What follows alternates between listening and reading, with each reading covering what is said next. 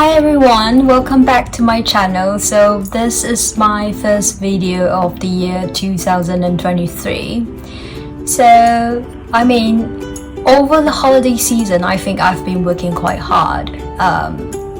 Night shifts, long shifts at the hospital.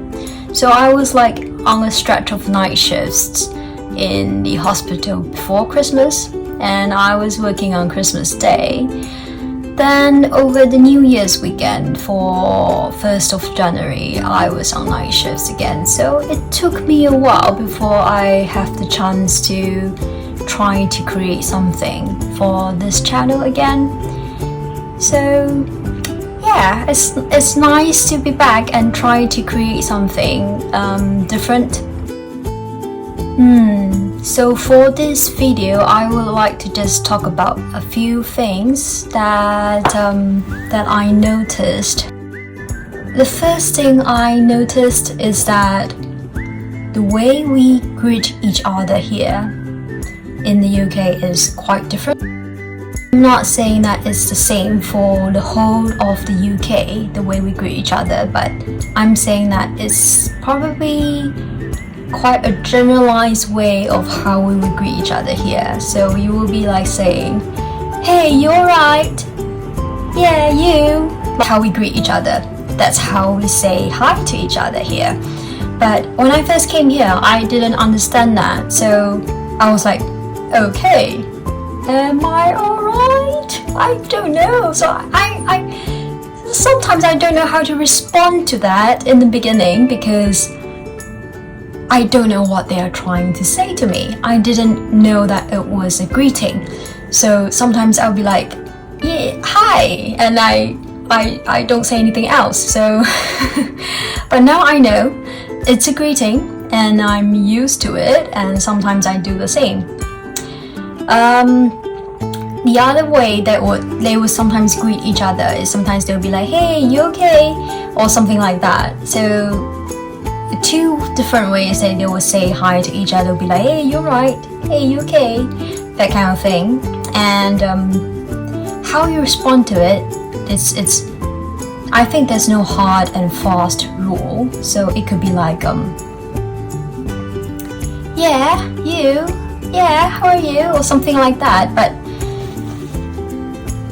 that's the way they greet each other here. So that's something new that I learned after I moved here. And other ways that is different is that when we are talking to each other, or when we're discussing a case at work or anything, or when we are trying to confirm that the other person understands what we meant, so we will be like, the way we will confirm that is we will say, "Does that make sense?" Or we could say, "You get what I mean?" And I noticed that a lot of people, or my superiors or anyone else, they like to use the words like lovely. So for example, they see something nice, "Oh, that's lovely." Or after they finish looking at a patient, or after they finish a work, they'll be like, "Okay, lovely," and then they'll go to the next patient. Or it's just a phrase that they like to use. Or they could be other phrases or other words that they like to use in this kind of circumstances will be like fabulous, brilliant, good stuff. So like those are the things. These kind of expressions, I wouldn't usually experience them back at home. And this is something new for me.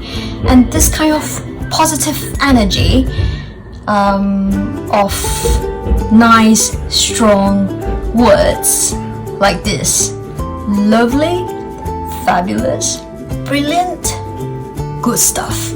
So I like them. Even there's no like a special meaning behind them. They are all positive words, and we all need positive energy around us. So this is something that I really like. And when we offer help to others, like when doing work or at any time else, they'll be like, do you need a hand? Or can I help? So these are the different ways that we talk to each other in English. The way we express ourselves is different here.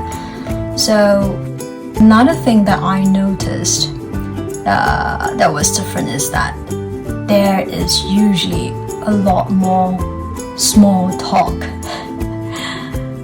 compared to before. I mean, like,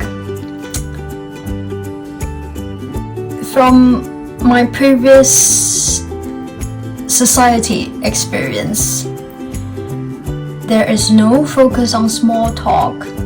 I mean, at least that's what I experienced. I'm not saying that it's the same for everyone else. We don't really do small talk before. I mean, last time when I read through like magazines and things online, they will be like, oh, topics that you can bring up during small talk, or why does small talk not excite you anymore? I was like thinking, what's small talk? I mean, I know what's small talk, but I hardly ever do it. But now, you have to have some sort of small talk, you know, with people. I mean, I'm not that you must, but I mean, we do it a lot more often here. So it'll be like random strangers, people you have not seen before.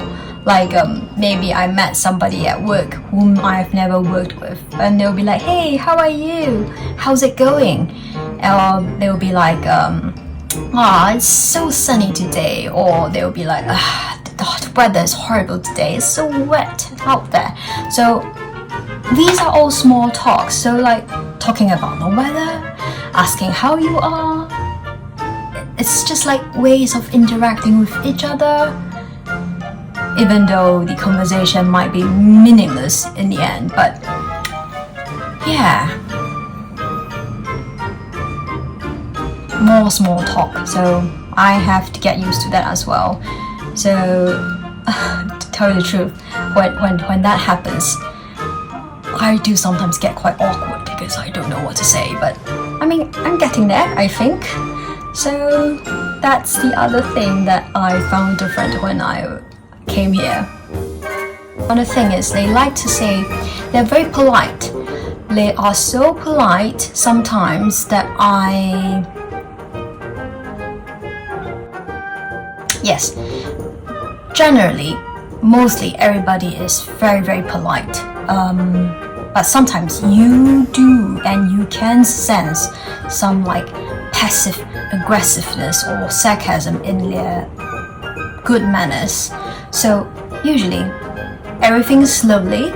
Usually everything is very polite. It'll be like, okay, it'll be like, can I have something please? Or like, sorry, can I have something? Oh, sorry to bother you. Or like, bear with me a moment. Or those kind of politeness. Usually it's there. The basic amount of manners is there. However, if they are frustrated with something, or they're trying to keep their nerves and trying to stay polite in times of frustration, they will be like, is that alright? Or can I have something please? Or you know, there will be a change in the tone in a way when they ask you to do something. Then you will know, okay, the person is not very happy, probably frustrated, don't know why, it doesn't matter, but you know that, you know, this is not the usual politeness that you will really get from each other. So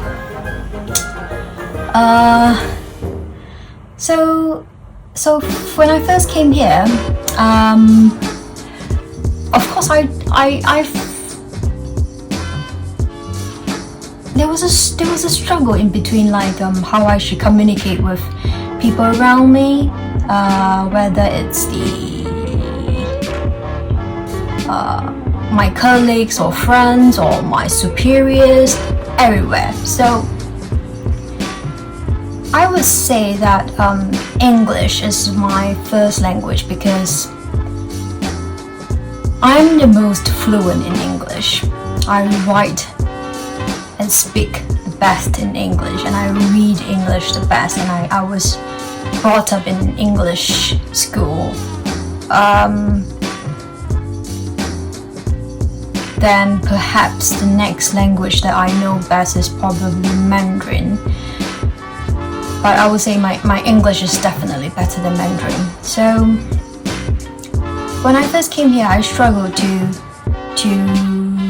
adapt to the way that we communicate each other, because I was thinking, how should I speak English? I mean, like, should I speak in my own accent, or should I try to adopt the British accent? So, like, I was wondering if I was being pretentious in trying to adopt their accent. But then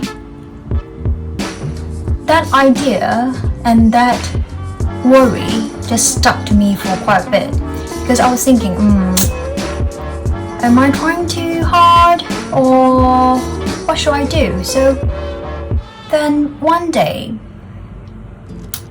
I realized that sometimes when you speak in your own accent in English to people around you, sometimes they might not understand you because of their accent.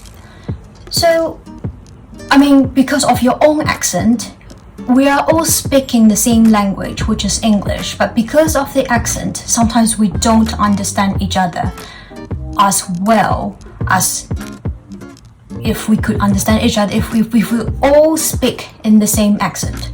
So maybe sometimes when like a British colleague talk to me in their own British accent, there's lots of British accents, but I don't know. So sometimes I won't understand them because it's the way that they talk that you sometimes you don't catch it. So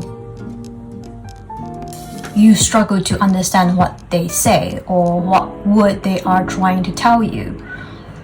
So I think it's the same for them. So they will also struggle sometimes when we talk to them in English, but in our own accents. So therefore I thought,